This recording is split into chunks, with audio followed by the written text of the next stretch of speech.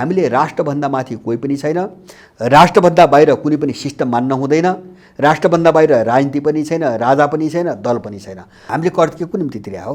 हामीले तिनलाई डकैती गर्नुको निम्ति कर तिरेको हो, आफ्ना सन्तान मारेर होइन। साउदी अरबको चाहिँ मरुभूमिमा यहाँ मान्छेले चाहिँ तपाईँको ज्यान दिइरहेछ, अनि उसले चाहिँ तपाईँको छोराछोरीको निम्ति सन्तानको कहाँ खर्च गरिस्? अब यिनको घाँटी नसमाधिकन हुँदैन। प्रचण्ड र बाबुराम भन्ने पात्र 8-10 वर्ष अगाडि विश्वका चमत्कारिक पात्रको रूपमा देशले खडा गरे। चमत्कारिक होइन, त्यो देश रहन्छ कि रहन्न भन्ने ठाउँमा ल्याइ पुर्यायौँ हामीले। हो, हामी गोलचक्करमा फस्यौँ नि। यसको समीक्षा गर्नुपर्छ कि पर्दैन? यसलाई कार किन्नको निम्ति हो, यसलाई भ्रष्टाचार गर्नुको निम्ति हो, यसलाई झुन्ड्याएर मार्नुपर्छ।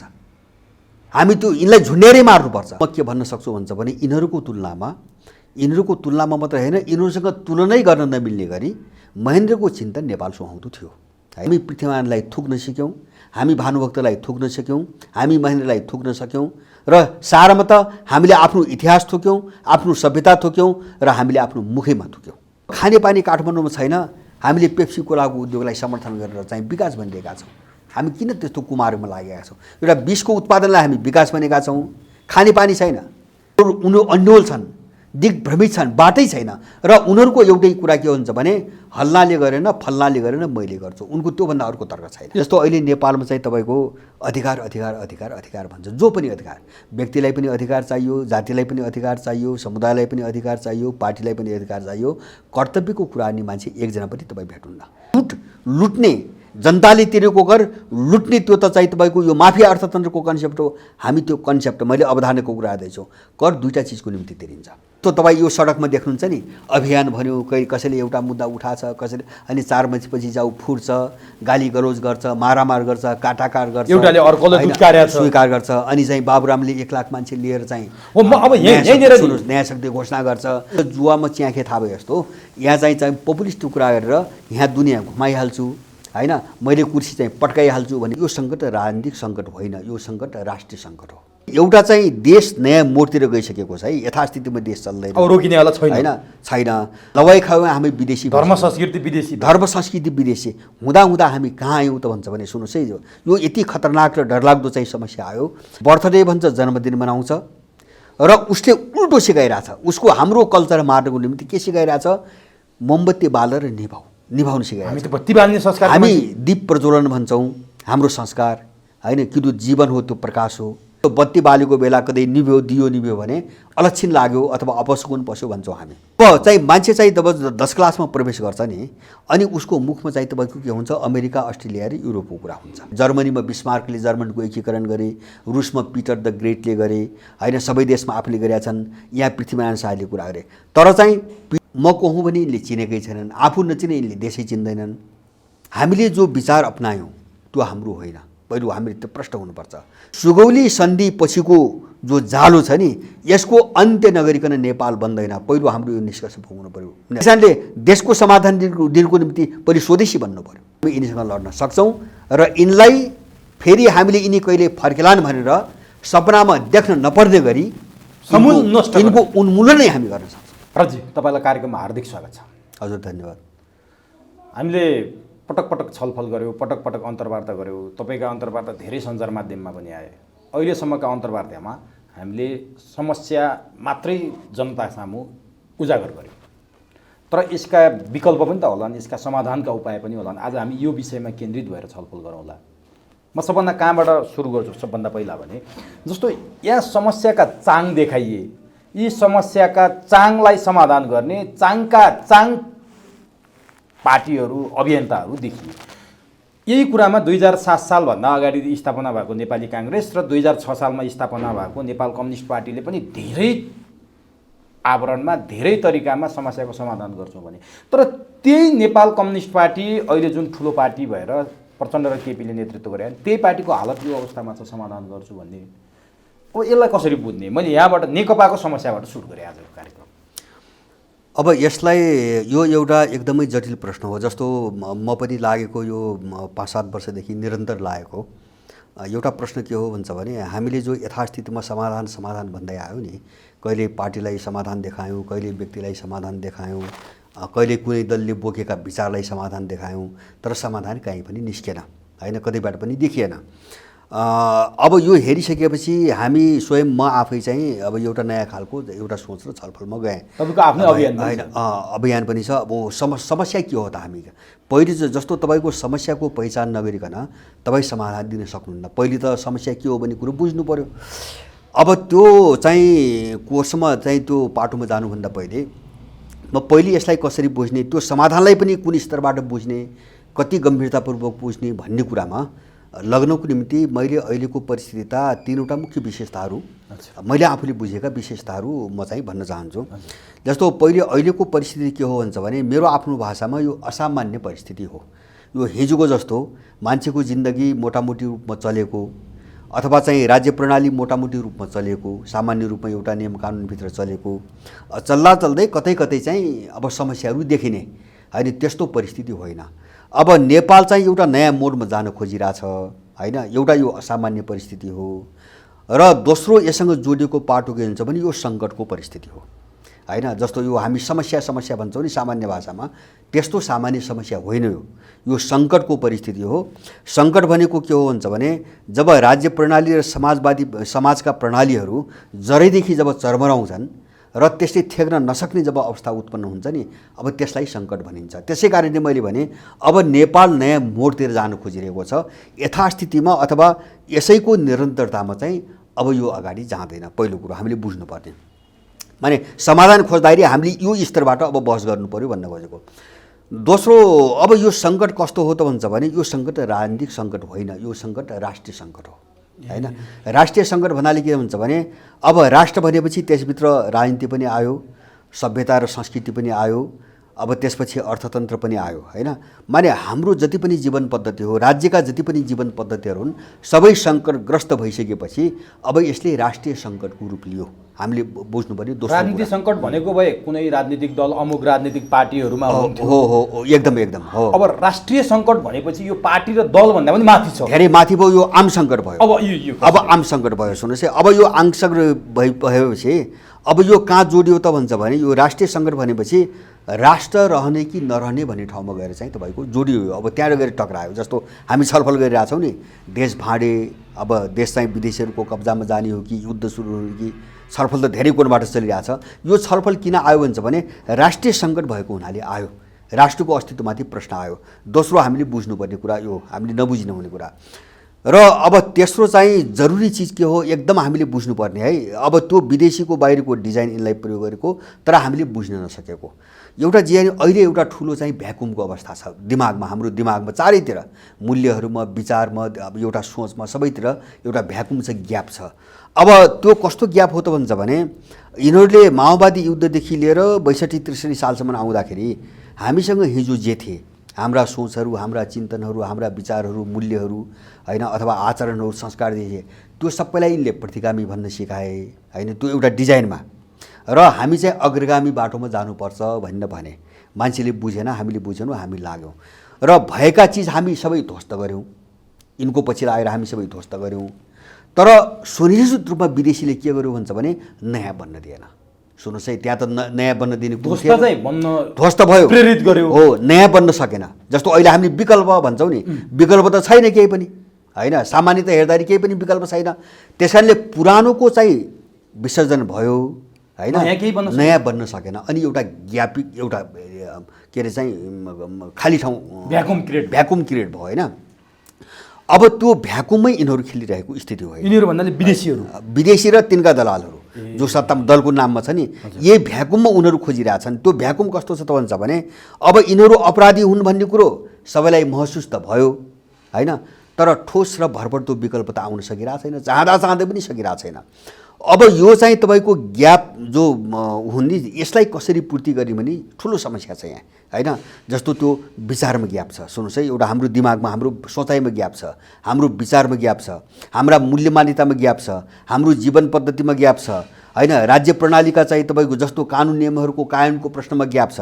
हामी सुशासन भन्छौँ नि होइन, सुशासन र चाहिँ कुशासनको बिचमा ठुलो ग्याप छ। चारैतिर एउटा चाहिँ शून्यताको अवस्था खडा गरेर उनीहरूले त्यो शून्यता, जस्तो दिमाग पनि जो शून्यताको अवस्थामा छ नि त, एउटा अकर्मण्यता, अन्योलता, किम कर्तव्य विमूर्ता होइन, के गर्ने के नगर्ने हो, यो खालीपनभित्र खतरनाक चिज भरिकन होइन। उनले त्यहाँ चाहिँ एउटा चाहिँ नेपाल विरोधी एउटा चाहिँ तपाईँको विषाक्त चिज भरिकन अब नेपालीहरूलाई नेपालको विरुद्धमा एउटा बमको रूपमा प्रयोग गर्ने डिजाइनमा उनीहरू आइरहेका छन्। यति चाहिँ हामीले बुझ्नु पर्यो। नेपालै नरहने खतरा भनेको यही हो तपाईँ? यो हो, सुन्नुहोस्, मूल सब अहिलेको परिस्थिति है डरलाग्दो। एउटा मैले भने एउटा चाहिँ देश नयाँ मोडतिर गइसकेको छ है, यथास्थितिमा देश चल्दैन, अब रोकिनेवाला छैन, होइन, छैन। दोस्रो मैले जोड दिएँ, यो सङ्कटको अवस्था हो र सङ्कट पनि राष्ट्रिय सङ्कट हो, अरू सङ्कट होइन। हामी चाहिँ यो दल कि त्यो दल भनेर लाग्यो भने अब देश डुब्छ। त्यही भएर मैले राष्ट्रिय सङ्कट भने अब सङ्कट राष्ट्रिय सङ्कट हो। हाम्रो लडाइँ विदेशी र उनको दलालसँग हो, अरू केही पनि होइन। होइन, यहाँ कुनै दलसँग होइन, दलसँग जस्तो दलीय परिवर्तन भएर चाहिँ यहाँ केही पनि हुँदैन, हामीले देखिरहेछौँ। र तेस्रो मैले भने जो एउटा रिक्तताको अवस्था छ नि, मानसिक रिक्तता, सबैतिर रिक्तता छ नि, यसलाई कसरी पूर्ति गर्ने भन्ने एउटा समस्या छ। यो 3 खालको परिस्थिति हाम्रो अगाडि मैले देखिरहेको छु।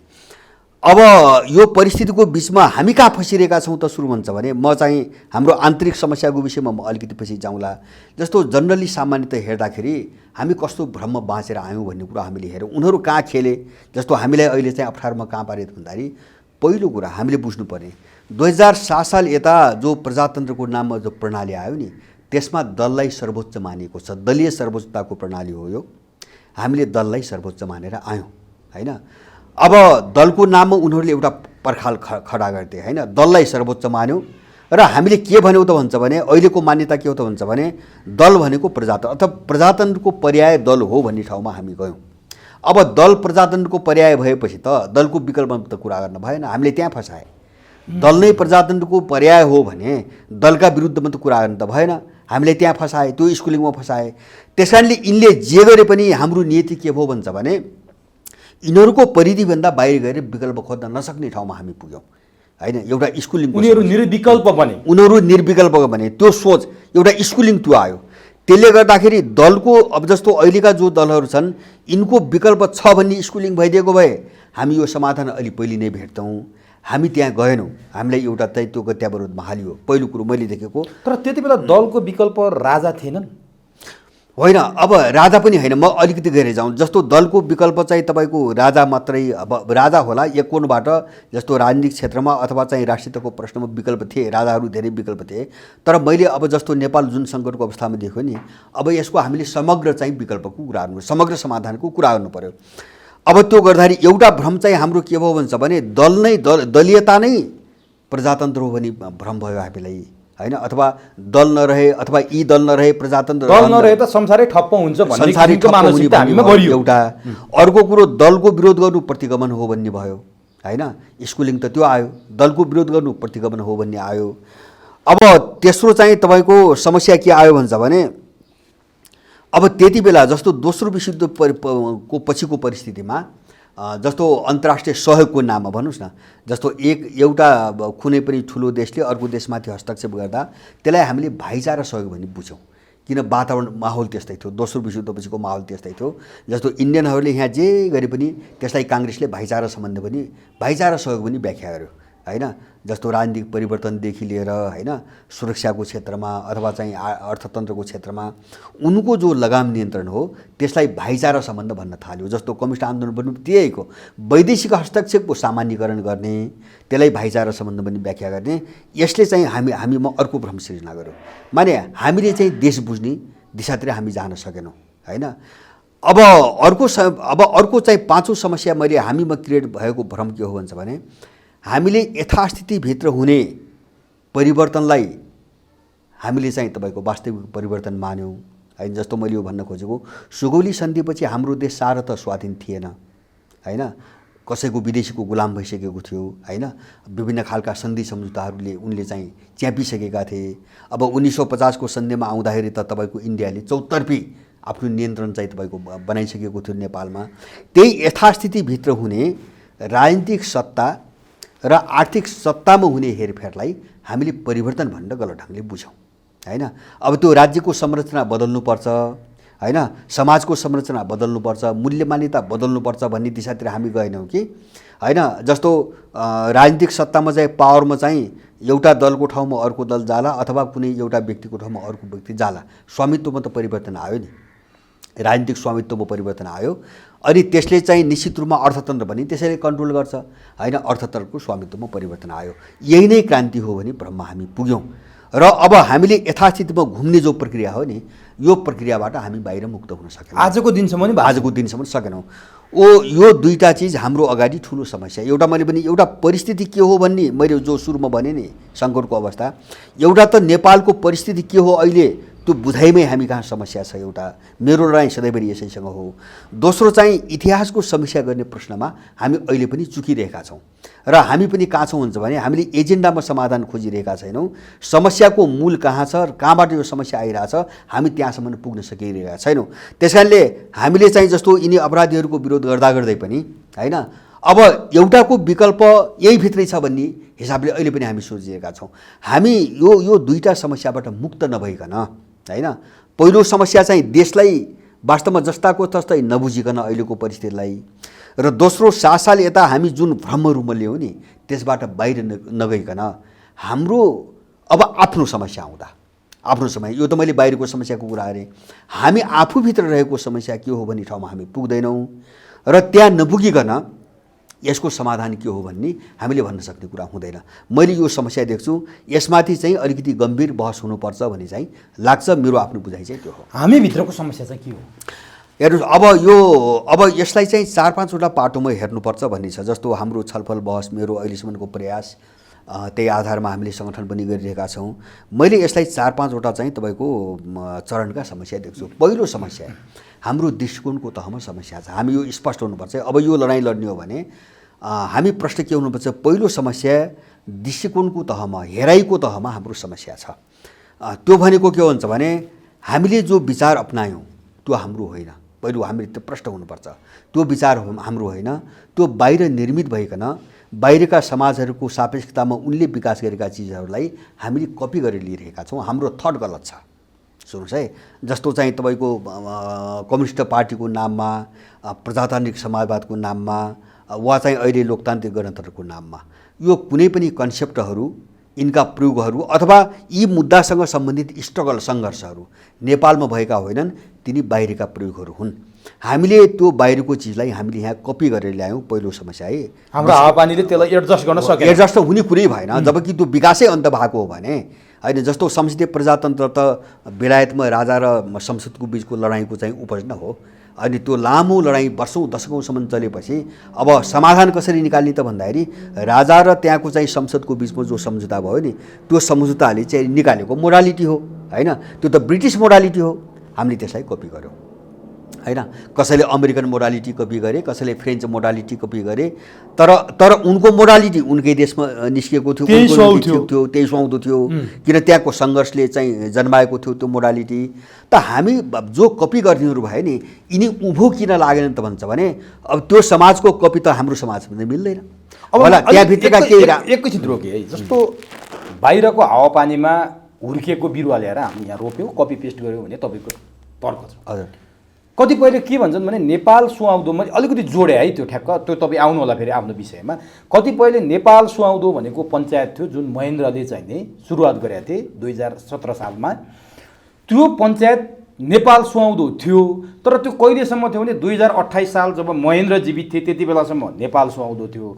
तर महेन्द्रले जब वीरेन्द्रलाई सत्ता हस्तान्तरण गरे, उनी स्वर्ग भए, त्यसपछि त्यो दिनदेखि पञ्चायत सक्यो र नेपाल यो अवस्थामा आयो पनि भन्छ। तपाईँले यसलाई कसरी लिनुहुन्छ? होइन, जस्तो राजाहरूको म सबै क्षेत्रमा भन्दैन, यति मात्रै मैले भने नेपाल सुहाउँदो भन्नाले जस्तो महेन्द्रको कदन सबै क्षेत्रमा म भन्दैन है। जस्तो सामाजिक क्षेत्रमा धेरै विवादहरू छन् अथवा चाहिँ सांस्कृतिक क्षेत्रमा धेरै विवादहरू छन्। अब तिनी विषय छलफलका विषय छन्। अब सबै 100% नेपाल सुहाउँदो त म त्यो निष्कर्षमा पुग्न सक्दिनँ। तर म के भन्न सक्छु भन्छ भने यिनीहरूको तुलनामा मात्र होइन, यिनीहरूसँग तुलनै गर्न नमिल्ने गरी महेन्द्रको चिन्तन नेपाल सुहाउँदो थियो होइन। नेपाल सुहाउँदो थियो किन उनले त्यो प्रयोग गर्न खोजे होइन। जस्तो आर्थिक क्षेत्रमा त्यो प्रयोग गर्न खोजे होइन, अब सामाजिक क्षेत्रमा पनि त्यो प्रयोग गर्न खोजे। अब कतिपय उनका पनि आफ्ना समस्या थिए, गल्तीहरू थिए, पुरै चाहिँ उनी शुद्ध थिए भन्ने कुरा होइन। तर चाहिँ यो 7 सालपछि यता आइसकेको इतिहास हेर्नुहुन्छ भने पञ्चायती व्यवस्था महेन्द्रको परिकल्पना नै त्यस्तो परिकल्पना हो जो तुलनात्मक रूपमा नेपाल सुहाउँदो, नेपाली माटोमै भएको, नेपाली माटो अनुसार लग्न खोजिएको थियो। होइन। अब त्यहाँभित्र यान्त्रिकता पनि थिए, तर चाहिँ नेपाली माटोलाई हेर्न खोजिएको थियो, विशेष गरिकन राष्ट्रियताको प्रश्नमा। तुलनात्मक रूपमा त्यो चाहिँ नेपाली बन्द भयो। तपाईँको भाषामा हेर्नुहोस्, शिक्षामा हेर्नुहोस्, अब चाहिँ जस्तो अर्थतन्त्रको क्षेत्रमा हेर्नुहोस्, अथवा चाहिँ वैदेशिक सम्बन्धको वैदेशिक सम्बन्ध, सबै क्षेत्रमा नेपाललाई आफ्नो खुट्टामा कहाँ खडा गर्ने भन्ने एउटा सोचमा उनी थिए। यो चाहिँ विवादको विषय होइन। अब अघि तपाईँको विषयमा अब मैले भने एउटा चाहिँ तपाईँको विचारको, मैले विचारधाराको कुरो गरेँ नि, हामी कहाँ एउटा ठुलो समस्या छ। ठिक छ, हामीले चाहिँ अमेरिका, युरोपमा अथवा चाहिँ रुसमा, चीनमा भएका राम्रा चिजहरूलाई आत्मसात गर्न सक्छौँ, तर त्यो हाम्रो परिस्थितिमा अपडेट गरिकन, हाम्रो सापेक्षतामा अनुकूल बनाइकन र मूलत नेपाल के हो भन्ने कुरालाई मियोमा राखिकन त्यो चिजहरूलाई मिलाउन सकिन्थ्यो, होइन, नेपालीकरण गरेर लान सकिन्थ्यो। हामी त्यो नेपालीकरण गर्ने दिशा पनि गएनौँ, हाम्रो आफ्नो आइडियोलोजी के हो भन्ने कुरामा पनि हामी गएनौँ, सबै आयातित भयो। पहिलो समस्या, यो दृष्टिकोणभित्रको पहिलो समस्याको कुरा गर्दैछौँ। अनि यो विचारले, आयातित विचारले के गर्यो, दुईवटा समस्या खडा गरिदियो। एउटा समस्या, हामीमा जति पनि मूल्य मान्यताहरू विकास भए तिनी सबै त्यही विचारमाथि आधारित भए, होइन, अनि ती मूल्यहरू पनि सबै आयातित भए। किन त्यही आयातित विचारमाथि विकास भएका मूल्यहरू त आयातित हुन्छन्। अब त्यो आयातितपनाले हामी कहाँ के गरिदियो हुन्छ भने, हामीमा पढाइ स्कुलिङ निर्माण गरिदिएको। सुन्नुहोस् है, हामी चाहिँ विदेशीका जति पनि पात्र र विषय छन् त्यसको हामी भक्त हुँदै गयौँ, र त्यो पढाइ मूल्यले हामीलाई के गर्यो, हामी कहाँ जे छन् त्यसलाई हामीले निन्दा गर्न सिक्दै गयौँ, होइन। जस्तो हामी भानुभक्त भन्दा सेक्सपियरको गीत गाउनुको निम्ति गीत गाउँदा हामीले आफू गर्व लाग्न थाल्यो, होइन। यहाँका यत्रो प्रजातन्त्रका अभ्यास छन्, गौतम बुद्धको जनपददेखि लिएर, शाक्य वंशको जनपददेखि लिएर पृथ्वीनारायण शाहका पालासम्मका यस्ता सुन्दर अभ्यासहरू छन्। हामी चाहिँ प्रजातन्त्रको कुरा गर्दाखेरि हामी लिङ्कनको कुरा गर्न थाल्यौँ। लिङ्कनको गफ चुर्दा आफूलाई ठुलो विद्वान भएको मान्न थाल्यौँ। गान्धीको कुरा गर्न, गान्धीको कुरा गर्दा जस्तो चाहिँ हामी गान्धी जयन्ती मनाउन थाल्यौँ बडो गर्वका साथ। यहाँको मुख्य पार्टी नेपाली काङ्ग्रेसले आफ्नो कार्यक्रममा गान्धीको फोटो राखेको, हामी चाहिँ मार्क्स जयन्ती मनाउन थाल्यौँ नियमित रूपमा, धर्म जस्तै, आफ्नो चाडबाड जस्तै, संस्कृति जस्तै गरेर हामीले लिङ्कनको चाहिँ ऊ मनाउन थाल्यौँ। तर हामी जसरी उनीहरूप्रति आसक्त हुँदै गयो नि, त्यही तुलनामा, त्यही अनुपातमा हामी पृथ्वीनारायणलाई थुक्न सिक्यौँ, हामी भानुभक्तलाई थुक्न सक्यौँ, हामी महेन्द्रलाई थुक्न सक्यौँ, र सारमा त हामीले आफ्नो इतिहास थुक्यौँ, आफ्नो सभ्यता थुक्यौँ, र हामीले आफ्नो मुखैमा थुक्यौँ। त हाम्रो यस्तो स्कुलिङ आयो, होइन। दोस्रो दृष्टिकोणमा यस्तो समस्या आयो।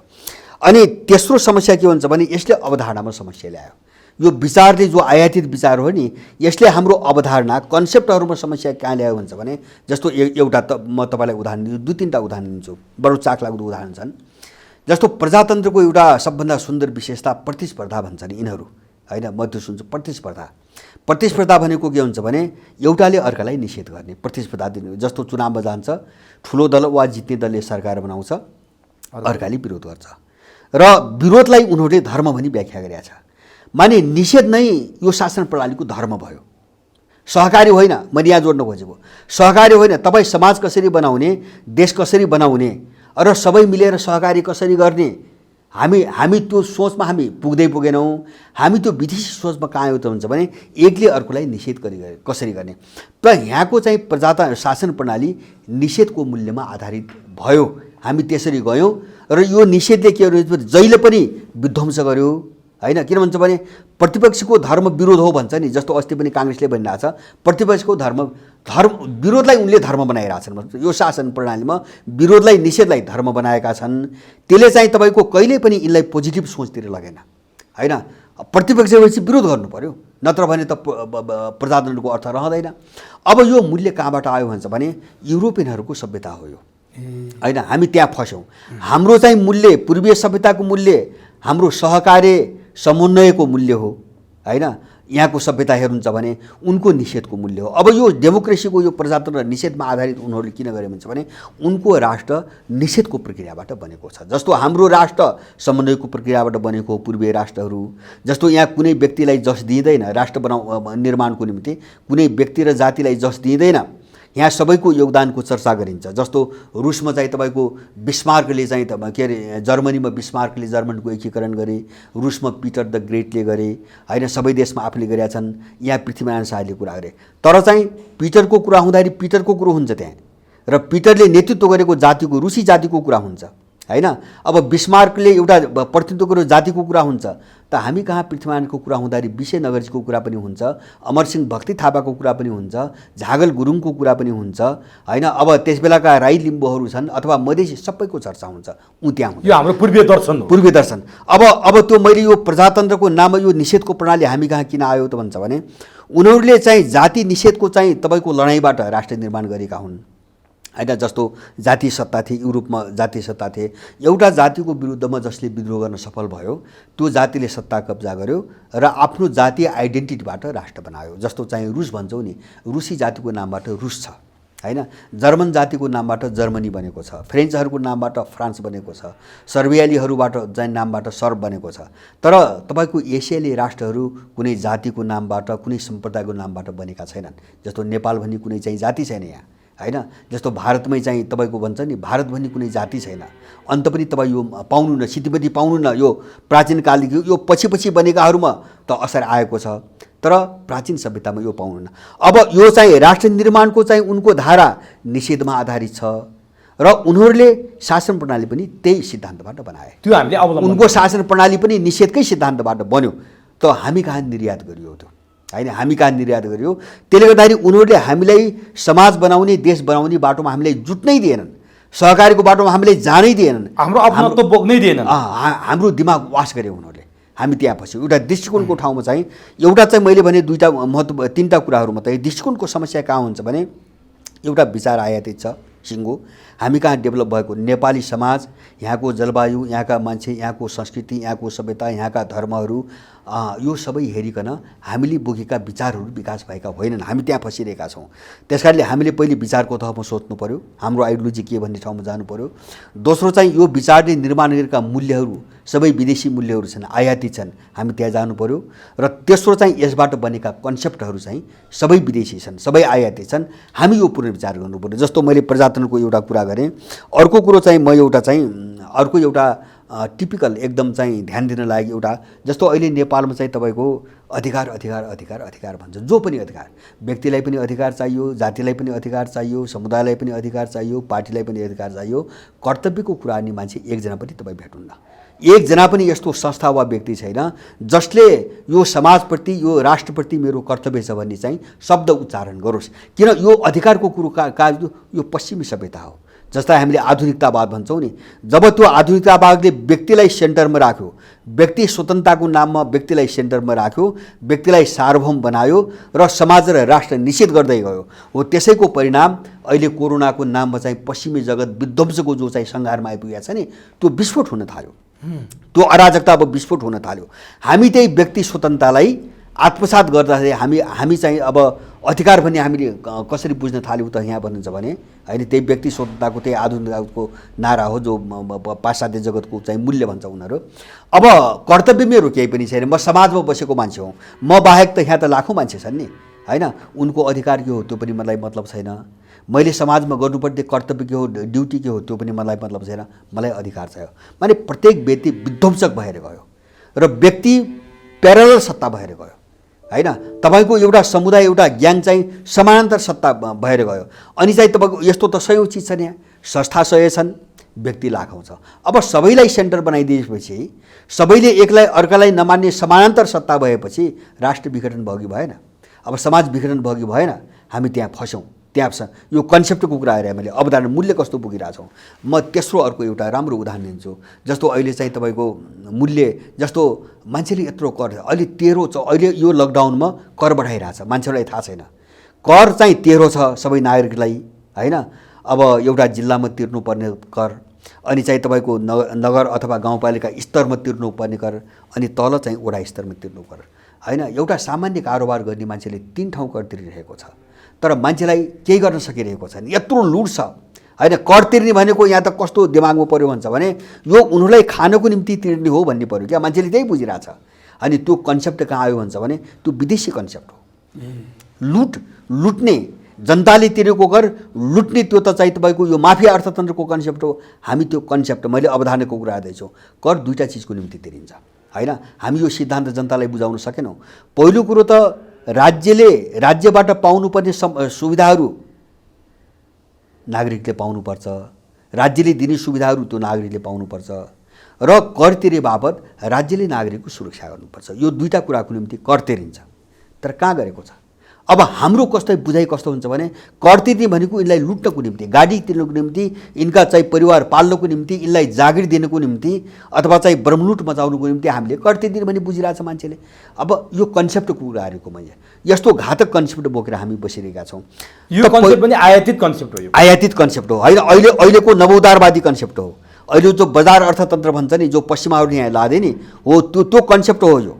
यिनले चाहिँ तपाईँको जस्तो कमिसनखोरी, घुसखोरी अथवा चाहिँ तपाईँको यो लुटलाई यो सुविधा भन्छ नि उनीहरू होइन, भिआइपी भिभिआइपी भन्छ हामी सुन्छौँ नि, यिनलाई सुविधा। एकचोटि राष्ट्र भयो भने त्यो बाँच्दासम्म चाहिँ तपाईँको जनताको कर लुटेर खाइरहेछ यहाँ होइन। पनि यो कन्सेप्ट त उनको कन्सेप्ट हो, लुटेराहरूको कन्सेप्ट हो। त यो कन्सेप्ट बदल्न सकेनौँ भने अब हामी यो पनि नेपाल विघटनको खतरा, नेपाल विघटनको खतरा माने एउटा चाहिँ दृष्टिकोणको तहमा समस्या, पहिलो समस्या मैले। तर मान्छेहरू यो चुरो कुरो यो जरासम्म गएर कसैले सोचेन क्या यो हो, सोच हामी त्यही फसिरहेका छौँ। मैले यो बहस कसरी चलाउने, जस्तो मैले भन्छु नि, मैले अब एउटा विकल्प मैले बारम्बार जो भन्छु नि, मैले धेरै चिजहरूमाथि बहस गरेर त्यो भनेको होइन। मैले एउटा चाहिँ म यो सक्छु, एउटा मैले दृष्टिकोणको तहमा मैले तीनवटा समस्या भने, विचारको समस्या, मूल्यको समस्या र अवधारणाहरूको समस्या। अब दोस्रो समस्या कहाँ छ भन्छ भने हाम्रो जीवन पद्धतिमा समस्या। विचारमा मात्रै क्लियर भएर हुँदैन। अहिले हामी जो छौँ हामी नेपाली छैनौँ, काहीँ पनि नेपाली छैनौँ है। उनीहरूले कसरी मार्दै, जस्तो राष्ट्र मार्नुको निम्ति, समाज मार्नुको निम्ति त्यो विदेशीले के गर्छ भन्छ भने पहिले व्यक्ति मार्छ। त्यो व्यक्ति मार्ने भने के हुन्छ भने उसको संस्कार र इतिहास मार्छ पहिले। जस्तो हामीसँग तपाईँको हेर्नुहोस्, हामीसँग आफ्नो पनि केही पनि छैन आज, उनीहरू यही खेलिरहेका छन् होइन। जस्तो हामी निरीह किन छौँ, हामी अकर्मण्य किन छौँ होइन। केपीले यसो गर्यो, देउबाले यसो गर्यो, प्रचण्डले यसो गर्यो होइन, अथवा चाहिँ हल्लाले गर्यो, फल्लाले गर्यो, विदेशीले गर्यो, तर केही गर्न सकिरहेका छौँ। किन भन्छ भने गर्ने जो ऊर्जा आउने चिज हो नि त्यो हामीसँग छैन, हामीले यो बुझिरहेका छैनौँ। जस्तो हामी खानपानमा विदेशी भइसक्यौँ, हामी बोली भाषामा हामी विदेशी भइसक्यौँ, लवाई खाएमा हामी विदेशी, धर्म संस्कृति विदेशी हुँदा हामी कहाँ आयौँ त भन्छ भने सुन्नुहोस् है, यो यति खतरनाक र डरलाग्दो चाहिँ समस्या आयो। हामी कहाँ कस्तो संस्कार आयो भन्छ भने जस्तो बर्थडे भन्छ अहिलेको चाहिँ पुस्ताले, यो बोर्डिङको शिक्षाले कसरी समाप्त पारिदियो हाम्रो जेनेरेसनलाई।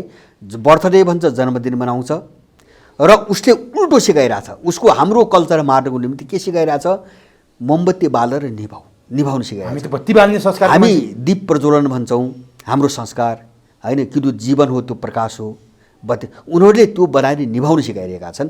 जसलाई हामी अपशकुन भन्छौँ, जसलाई हामीले अलक्षिण भन्छौँ। जस्तो बत्ती बालेको बेला कतै निभ्यो, दियो निभ्यो भने अलक्षिण लाग्यो अथवा अपशकुन पस्यो भन्छौँ हामी होइन, हामी प्रकाश खोज्छौँ होइन। उनले ठ्याक्कै विपरीत दिशातिर लगिरहेछन्। किन भन्छ भने उनले त समाज मार्नु पऱ्यो, उनले त्यहाँ आइरहेछ। किन तपाईँको कागको बच्चालाई घरैदेखि मारिदिनु भयो भने अब परिवार मर्यो। सुन्नुहोस् है, हाम्रो सन्तान सुरुदेखि चाहिँ मर्यो भने परिवारको संरचना मर्छ, परिवार मर्यो भने समाज मर्छ, समाज मर्यो भने राष्ट्र मर्छ। त्यस कारणले उनले चाहिँ भाषामाथि आक्रमण गरेर, जस्तो इङ्ग्लिस शिक्षा प्रणाली किन आयो, यसैको निम्ति आयो। त्यो भाषा मात्रै आएको छैन, उनको स्कुलिङ आइरहेको छ होइन, त्यहाँ उनलाई पढाइएको छ। जस्तो चाहिँ यहाँ चाहिँ तपाईँको पहिले पाठ्यक्रम एक क्लासमा बनाउँदाखेरि यहाँ विदेशीले छलफल कसरी गरे भन्छ भने जस्तो क माने यो, ख माने यो, ग माने गणेश भन्ने पढ्थ्यो यहाँ हामीले। हाम्रो पालामा गणेश हामीले त्यही पढ्यो, हाम्रो पालासम्म थियो।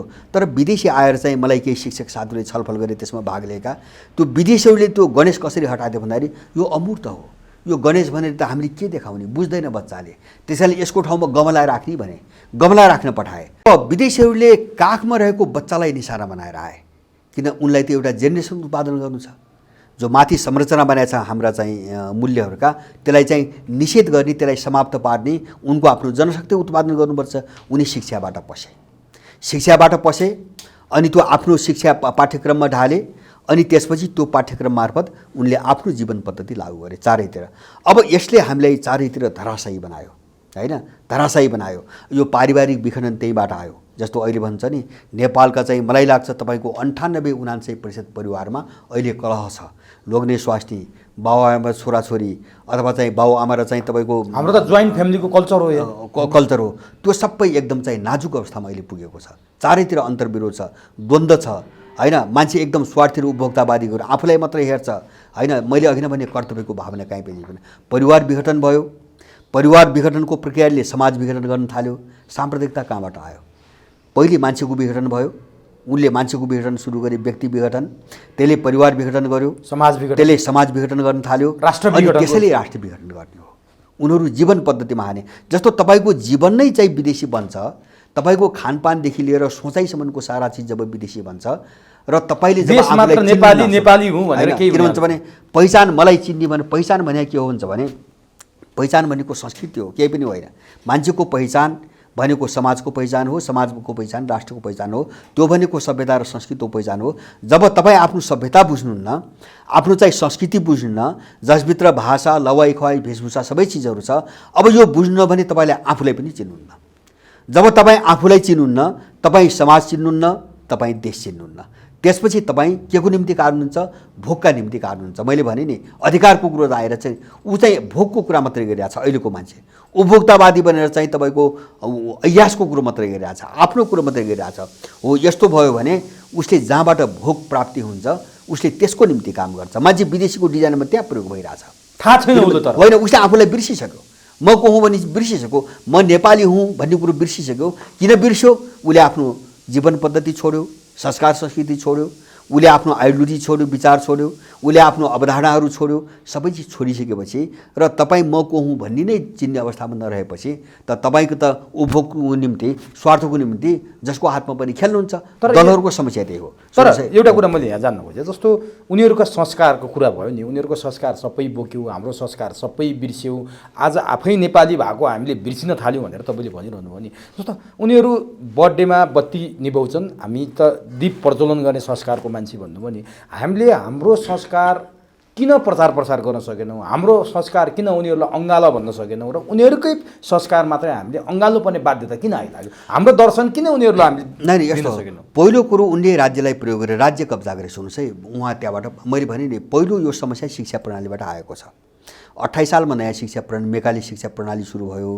अब त्यसलाई बिस्तारै चरणबद्ध रूपमा ल्याएर चाहिँ अहिले त्यो शिक्षा पाठ्यक्रम के हुन्छ भने नेपालको विषयमा केही पनि पढाइ हुँदैन। जस्तो अहिले चाहिँ स्कुलदेखि लिएर, बोर्डिङ स्कुलदेखि लिएर माथि उच्च शिक्षासम्म, कलेजहरूसम्म हेर्नुहोस्, नेपालको विषयमा केही पनि पढाइ हुँदैन। विषयवस्तु बाहिरको छ, पात्रहरू विदेशी छन्, मूल्यहरू सबै विदेशी छन्।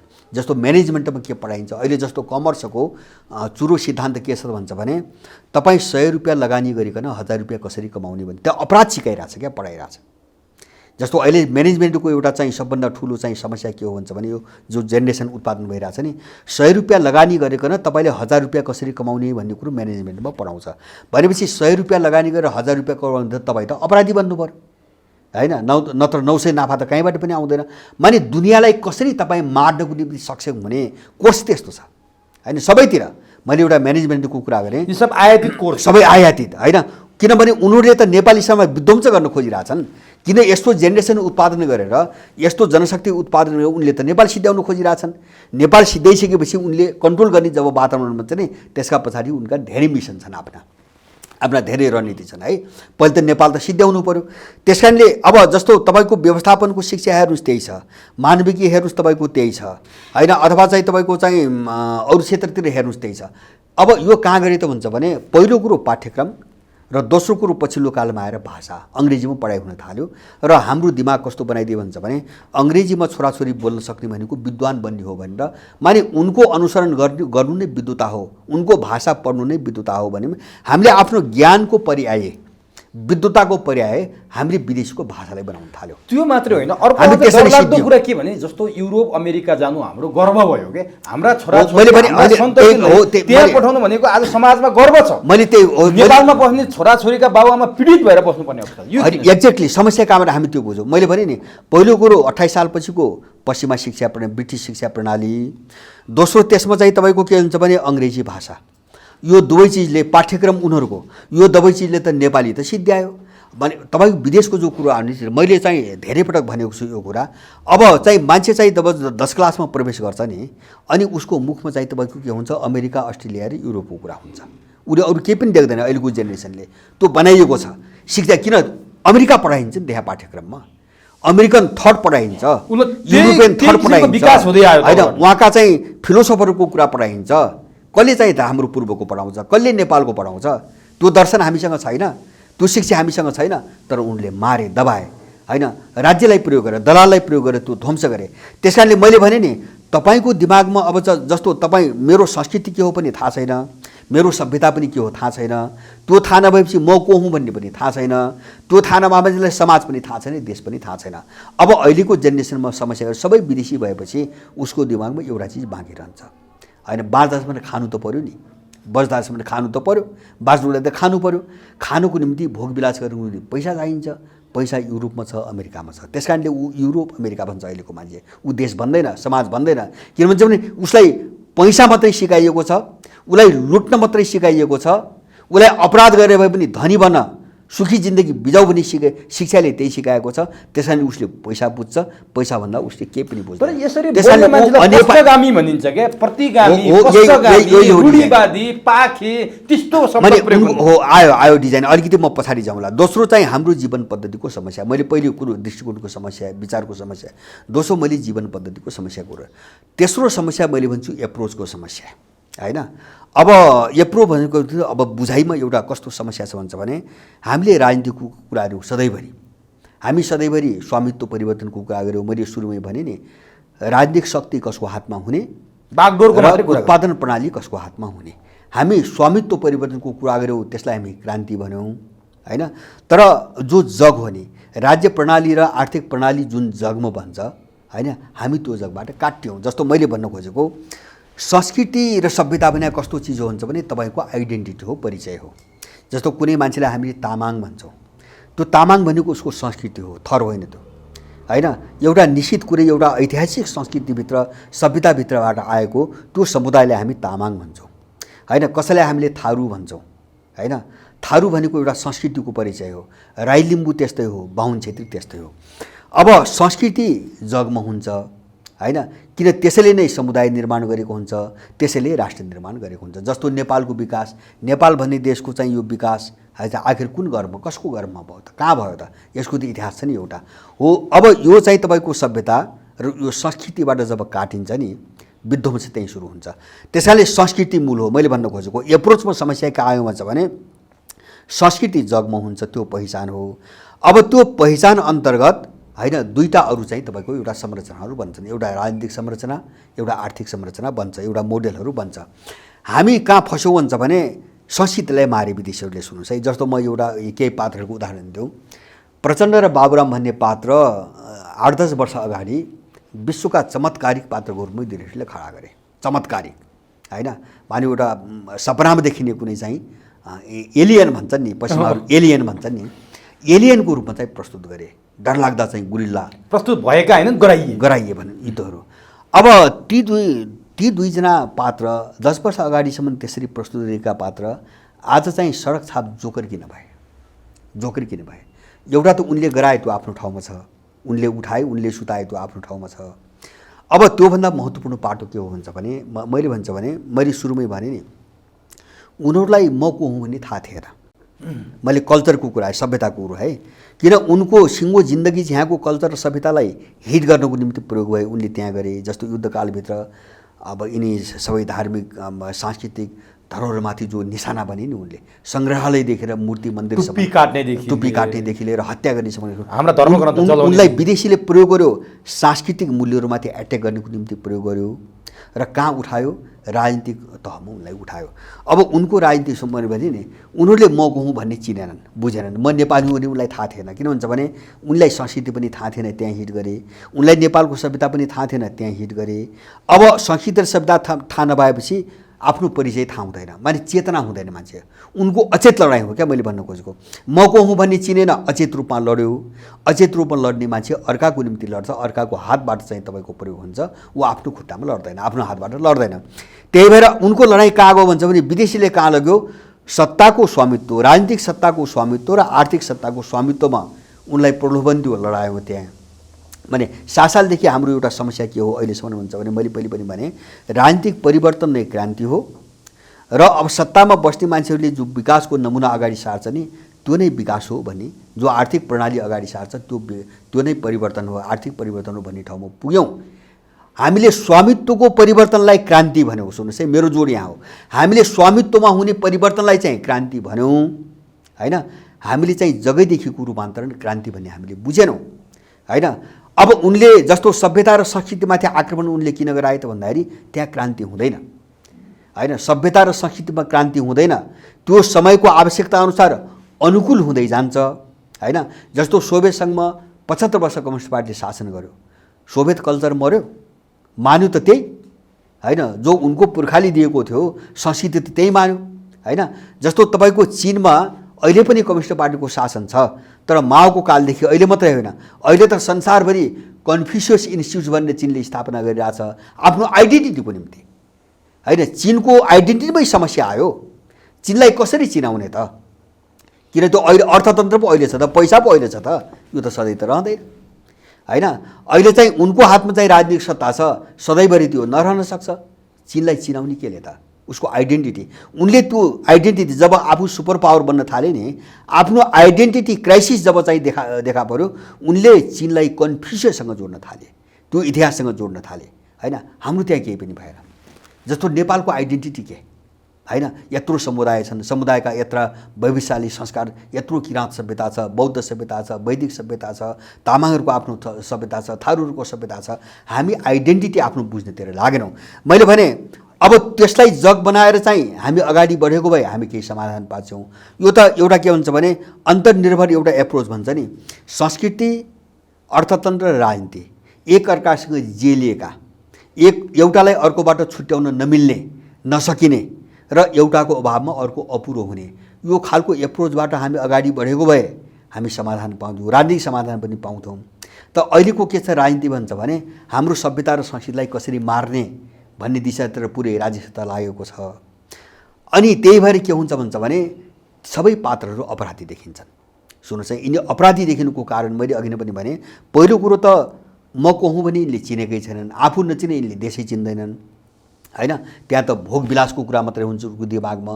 भोगविलासमा दुईवटा फ्याक्टरले काम गर्छ, एउटा सत्ता हुनु पऱ्यो, दोस्रो चाहिँ पैसा हुनु पऱ्यो। अब त्यो राजनीति र अर्थसँग जोड्या कुरो हो, त्यसलाई उनले क्रान्ति भन्न हामीलाई सिकाए, दिग्भ्रमित पारे।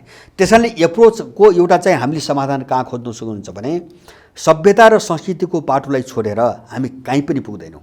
यो हाम्रो जग हो होइन, यो हाम्रो टेक्ने जमिन हो र बाँकी दुईवटा चिज चाहिँ त्यसैमाथि निर्माण भएका चिज हुन् भन्ने चिज हामी जबसम्म बुझ्दैनौँ समस्या यहाँ हामी यो लडाइँ लड्दैनौँ। त्यस कारण मेरो भनाइ संस्कृति र सभ्यता परिचय हो, त्यो हाम्रो जग हो होइन।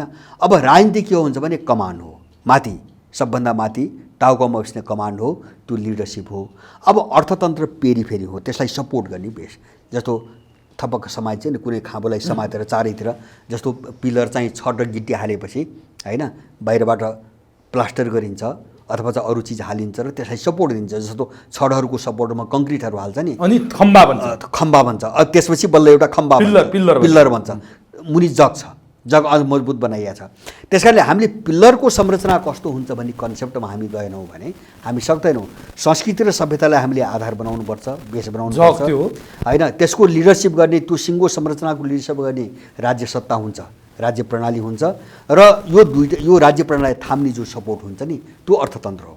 त्योभन्दा माथि राजनीतिले चलाउँछ, राजनीतिले चलाउँछ, कमान्ड गर्छ। तर यहाँ त्यो केही पनि देखिन होइन, त्यो होइन, यो सोचमै छैन, एप्रोचै यो छैन। मैले भने हाम्रो सोचको समस्याको कुरा गर्दैछु क्या मैले दृष्टिकोणको एउटा समस्या, दोस्रो समस्या हाम्रो जीवन पद्धतिको, तेस्रो समस्या एप्रोचको। जस्तो यो समस्यालाई पनि कसरी बुझ्ने त? मैले भनेको होलिस्टिक एप्रोचमा हामीले बुझेनौँ भने हामीले समाधान भेट्दैनौँ। जस्तो तपाईँ यो सडकमा देख्नुहुन्छ नि, अभियान भन्यो, कसैले एउटा मुद्दा उठाछ, कसैले अनि 4 बजेपछि जाऊ फुट्छ, गाली गलौज गर्छ, मारामार गर्छ, काटाकार गर्छ, एउटाले अर्कोलाई स्वीकार गर्छ। अनि चाहिँ बाबुरामले 1 लाख मान्छे लिएर चाहिँ अब न्याय शक्ति घोषणा गर्छ। 1 वर्षपछि चाहिँ सडक साफ जोकर हुन्छ, 2 जना मान्छे हुँदैन। यो किन भइरहेको छ? हामी यही नै बुझिरहेका छैनौँ होइन। हो यही एउटा त उनको आफ्नो जो समस्या छ, म त्यो बाटोमा जान्दैन। उनी आफै प्रतिक्रियावादी हुन्, उनी आफै समाज विरोधी हुन्, आफै देश विरोधी हुन्, त्यो कारणले उनी अगाडि बढ्न सक्दैनन्। यो त छुट्टै बाटो भयो। त्यो मात्रै होइन, हाम्रो एप्रोचको समस्या छ। मैले भने नि एप्रोचको समस्या छ। के भन्छ भने तपाईँ राजनीतिक कुरा गरेर स्टन्टबाजी गरेर दुनियाँलाई चाहिँ तपाईँको उग्रे चाहिँ यो मान्छे प्रयोग गर्न सक्ने स्थिति छैन। मैले सुरुमै भने नेपालको परिस्थिति असामान्य परिस्थिति हो।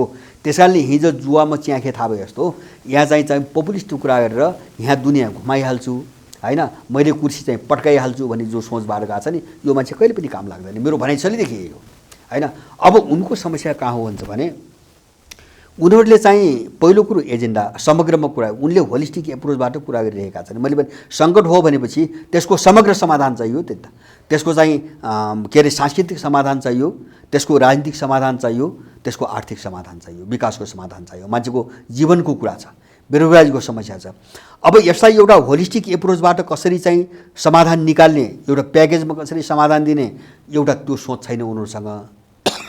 दोस्रो उनको समस्या के हुन्छ भने उनले समाधान यथास्थितिभित्र खोजिरहेका छन्, जनतालाई बराल्न खोजिरहेका छन् हैन।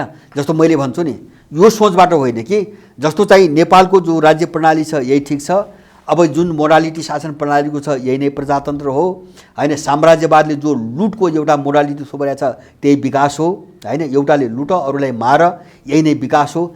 यो सबै चिज बोकेर उनीहरूले विकल्पको कुरा गरिरहेका छन्। त्यसकारणले उनीहरू सफल हुँदैनन्। उनीहरू अन्योल छन्, दिग्भ्रमित छन्, बाटै छैन।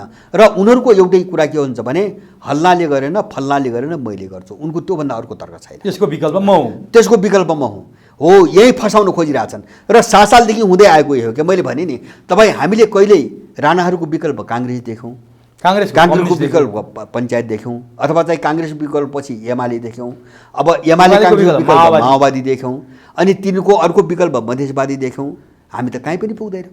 हामी त झन्झन सिधिँदै गएका छौँ। सङ्कट त झन्झन गरिँदै गयो।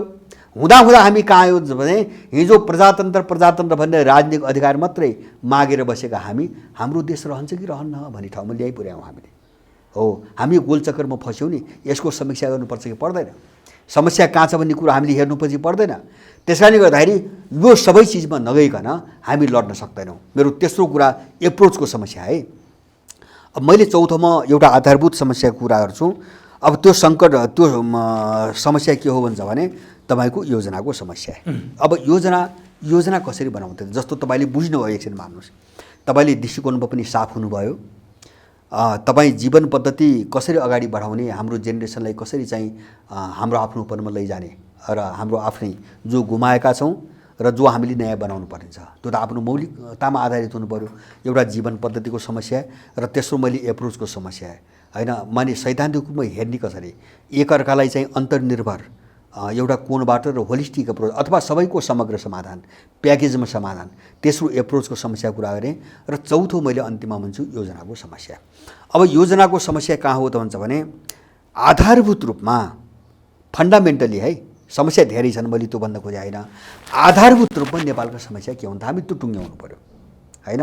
जस्तो यिनी त विचारका कुराहरू हामी गऱ्यौँ हैन, विचारका कुरा गऱ्यौँ, मूल्यका कुरा गऱ्यौँ, अवधारणाका कुरा गऱ्यौँ, जीवन पद्धतिका कुरा गऱ्यौँ, हामी सिद्धान्त र नीतिका कुरा गऱ्यौँ।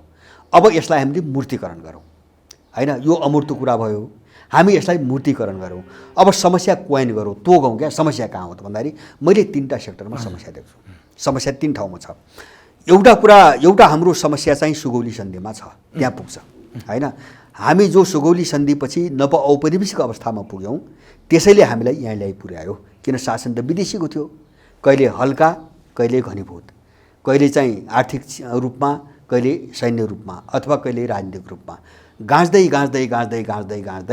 देशै विदेशीले चलाउने र देश नै कोल्याप्स गर्ने ठाउँमा त हामीले ल्याइ पुर्याए। त्यसकारणले एउटा चाहिँ हाम्रो समस्याको नाभि सुगौली सन्धिसँगको गुलामीसँग जोडिएको छ। त्यसैको उत्कर्ष हो यो रूप अहिले जो देख्छौँ नि, त्यसैको उत्कर्ष हो। त्यसैले हाम्रो एउटा पहिलो लडाइँ युगान्तकारी लक्ष्य, हामीले सुगौली सन्धिको युगलाई अन्त्य नगरिकन अथवा यो दायराभन्दा बाहिर नगइकन हामी नेपाल बनाउन र विकल्प दिन हामी सक्दैनौँ। अब त्यसको दायराभन्दा बाहिर गए त ग्रेटर नेपालको कुरा होला नि त फेरि। होइन त्यो भूगोलको मात्रै कुरा होइन, मैले जो मूल्य मान्यता सबै कुरो गरिरहेको छु नि। जस्तो दृष्टिकोण त सुगौली सन्धिपछि नै आयो नि त। जस्तो चाहिँ आइडियोलोजी विदेशी, मैले सुरुमै भने नि, मूल्य मान्यता विदेशी, अवधारणाहरू विदेशी। त्योभन्दा अगाडि यस्तो थिएन है?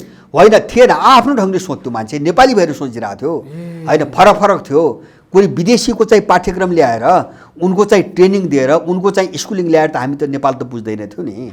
त्यो त सुगौली सन्धिपछि आयो हैन, बढ्दै गयो, बिस्तारै बढ्दै गयो। त्यसकारणले मैले भने एउटा लडाइँ युगान्तकारी लडाइँ, एउटा युगको अन्त्यको लडाइँ। पहिलो कुरो हामीले बुझ्न जरुरी छ। मैले भने हो यो परिधिभित्र परिवर्तनको कुरा गर्नेहरू, विकल्पको कुरा गर्नेहरू सबै फटाहरू हुन्, हामी त्यो बुझ्नु पर्यो। किन समस्या हाम्रो त्यहाँ जोडिएको छ। त्यस कारणले गर्दाखेरि अब त्यो गएपछि म गर्छु भने चाहिँ नि यिनी सबै विदेशीबाट परिचालित यो वा त्यो रङका चाहिँ यिनीहरू चाहिँ प्यादा मात्रै हुन्, केही पनि होइन। कसैले पपुलिस्ट कुरा गर्ने हो, यिनको काम पपुलिस्ट कुरा गर्ने हो, यिनको समाधान दिने होइन। जस्तो समग्र समाधान यही ढङ्गले छलफल के हो त यिनको, जस्तो तपाईँ उनीसँग ल्याएर बुझ्नुहोस् होइन। आर्थिक, राजनीतिक, सामाजिक, सांस्कृतिक सबै क्षेत्रमा हाम्रो समस्या बहस उनले जवाब के दिन्छन्, केही पनि छैन। त्यो सोचै होइन एउटा पपुलिस्ट कुरा गर्ने, एउटा पब्लिस्ट कुरा गर्ने। अनि यो अँध्यारो जो अन्यल बढिरहेछ नि यहाँ च्याखे थाप्ने अनि परिगयो भने एउटा कुर्सी पड्काउने, त्योभन्दा बढी छैन होइन। कुर्सी पड्काउने अब बढीमा चाहिँ प्रधानमन्त्री भनेपछि यो त कुर्सी मेचको खेल जस्तो, मेचको खेल होइन। विदेशीको डिजाइन के हो भन्छ भने जस्तो तपाईँको काङ्ग्रेस बदनाम भयो होइन, माओवादी उठाए, युद्ध उठाए, माओवादी सहित सत्तामा ल्याए, भोलि काङ्ग्रेस बदनाम होला, विकल्प के? जनतालाई त विभाजित त गर्नु पऱ्यो नि। मैले भने पार्टी स्कुलिङ 7 सालपछि गयो भने पार्टी सर्वोपरि छन् होइन, पार्टीको विरोध गर्नु प्रतिगमन हो होइन। यो स्कुलिङ त्यहाँ ल्याएको छ, त्यो स्कुलिङ ल्यायो, पार्टीलाई सर्वोपरि बनायो, राष्ट्रलाई त्यसको अधीनमा राखिदियो, त्यसको राजनीतिक एजेन्डा अन्तर्गत राख्यो राष्ट्रलाई।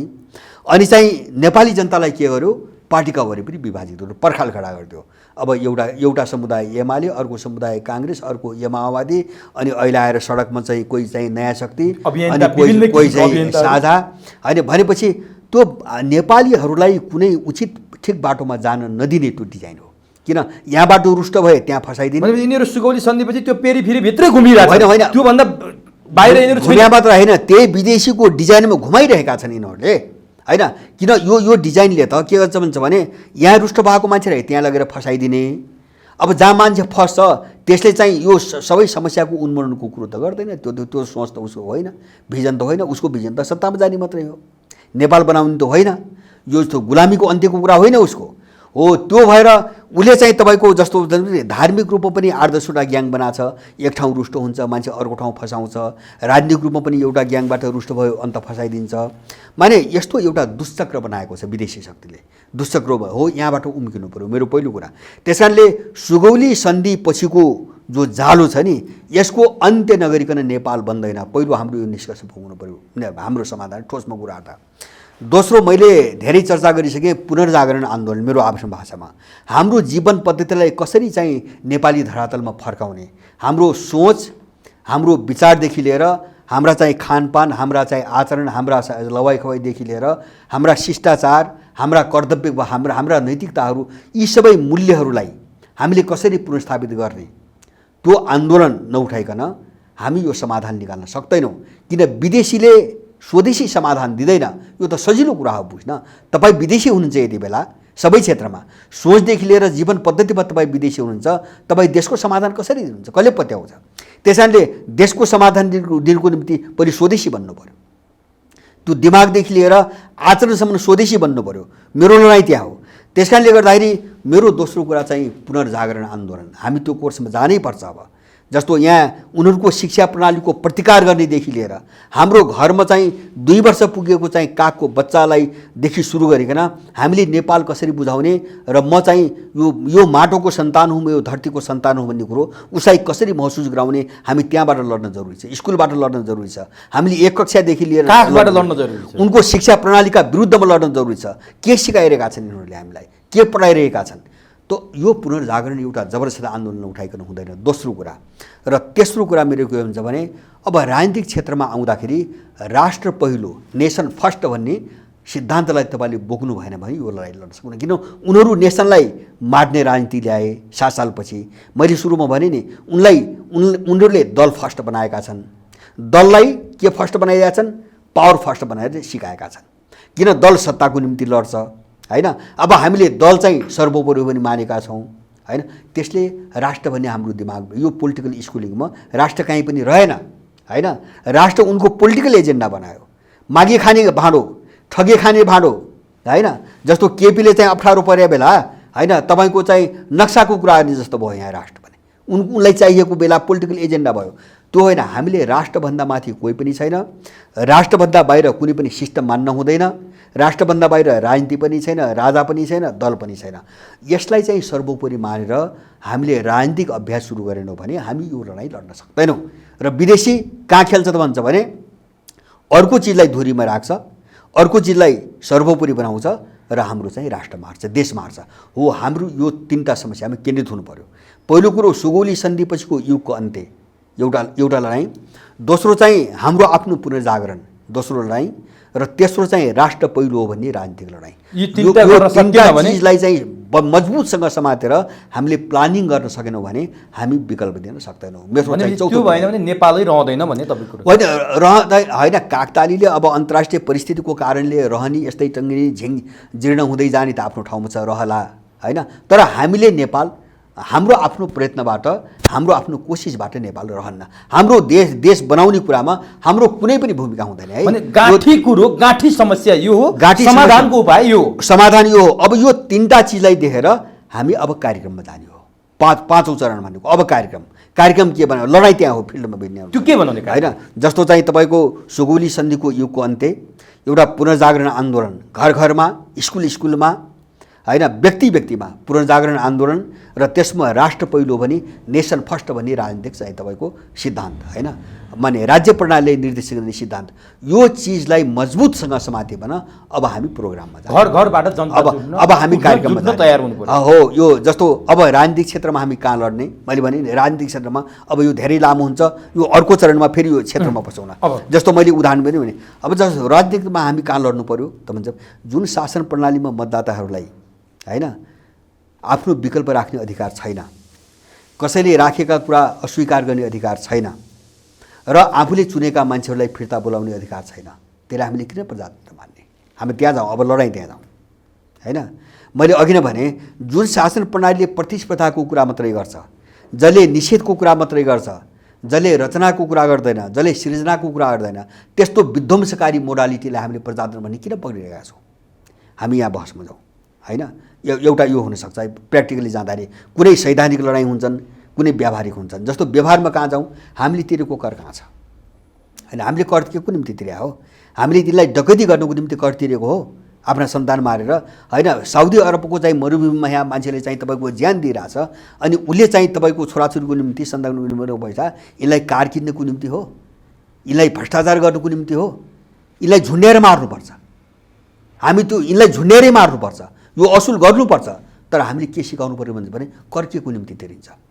हामी घेराबन्दी गर्न जाउँ, हामी जनता उठाएर हामी घेर्न जाउँ, क्या जनतालाई बुझाउँ।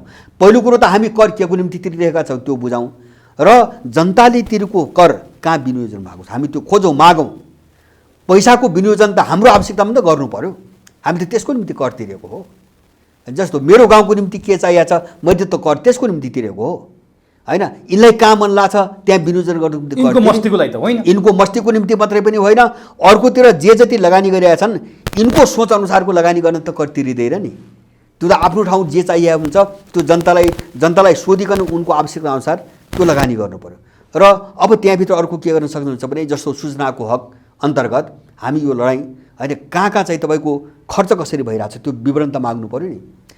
हामी प्र्याक्टिकली लैजाउँ, हाम्रो गाउँठाउँमा यो चिज निर्माण गर, यो उद्योग निर्माण गर, बजेट यहाँ विनियोजन गर, र खर्च भएको विवरण सार्वजनिक गर, कहाँ खर्च गरिस्।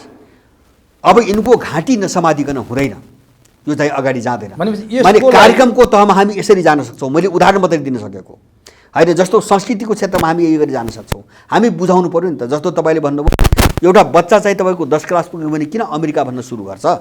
किन समाजमा आज मेरो छोरो अमेरिका छ भनेर गर्व गर्ने अवस्था, किन गर्व गर्न थाल्छन्? घरमा किन बाबुआमा निरीह भएर डोमिनेट भएर बस्नु परिरहेछ? त्यो समस्या कहाँ आइरहेको छ? हामी त्यो घरमा गएर छलफल गरौँ, बुझाउँ। माने अब हामी फिल्डमा जाउँ। मैले खोजेको कार्यक्रम यसरी भन्छ, होइन। त्यसपछि समस्याको समाधान सधैँको लागि स्थायी समाधान मैले भनेको, हामी आफ्नो राज्य प्रणालीको मोडालिटी बनाऊँ। जस्तो शासन प्रणाली, हामी किन चाहिँ सहयोगात्मक सहकार्य भएको समन्वयात्मक शासन प्रणालीमा नगएर हामी किन प्रतिस्पर्धामा जाने, होइन। यो त जनता बिचमा छलफल गर्यो, यो त हामीलाई त लडाउन मास्टर कुरा मात्रै हो, होइन। जस्तो म सक्छु, अब जस्तो चाहिँ मैले बारम्बार भन्ने गरिरहेको छु, अब खानेपानी काठमाडौँमा छैन, हामीले पेप्सी कोलाको उद्योगलाई समर्थन गरेर चाहिँ विकास भनिरहेका छौँ। हामी किन त्यस्तो कुमार्गमा लागेका छौँ? एउटा विषको उत्पादनलाई हामी विकास भनेका छौँ, खानेपानी छैन, वर्षौँदेखि चाहिँ घरमा तपाईँको पानी आउँदैन, यत्रो पानीको स्रोत छ नेपाल, हिमालय बग्नेबाट पानी छन्, काठमाडौँ उपत्यकामा मात्रै चाहिँ अथाह पानीको चाहिँ तपाईँको स्रोत छ। हामी यहाँ लडौँ, होइन। हामीलाई के चाहिएको हो?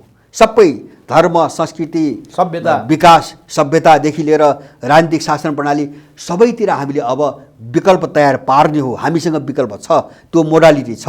त्यसको निम्ति मैले मात्रै छलफलमा बहस जोड दिएर कहाँ गर्नु भने त्यो विकल्पमा जानुभन्दा अगाडि त मैले भने नि दृष्टिकोणमा साफ हुनु पर्यो। तपाईँले त्यो क्लियर रूपमा मैले भने होइन, त्यो के चाहिँ हाम्रो जीवन पद्धतिमा स्पष्टता हुनु पर्यो, हाम्रो एप्रोचमा बुझाइमा यही लडाइँलाई पनि कसरी अगाडि लैजाने एप्रोचमा स्पष्टता हुनु पर्यो, योजना हुनु पर्यो र योजनामा स्पष्टता हुनु पर्यो। यो चारवटा चिज भयो भने हामी यिनीसँग लड्न सक्छौँ र यिनलाई फेरि हामीले यिनी कहिले फर्केलान् भनेर सपनामा देख्न नपर्ने गरी यिनको उन्मूलनै हामी गर्न सक्छौँ।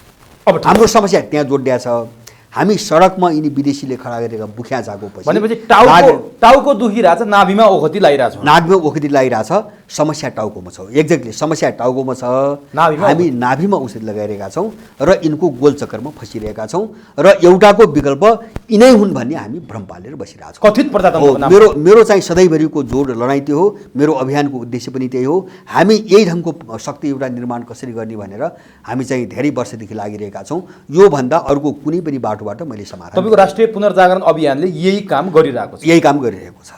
समय दिनुभयो यसको लागि तपाईँलाई हार्दिक हजुर, यहाँलाई पनि धेरै धन्यवाद।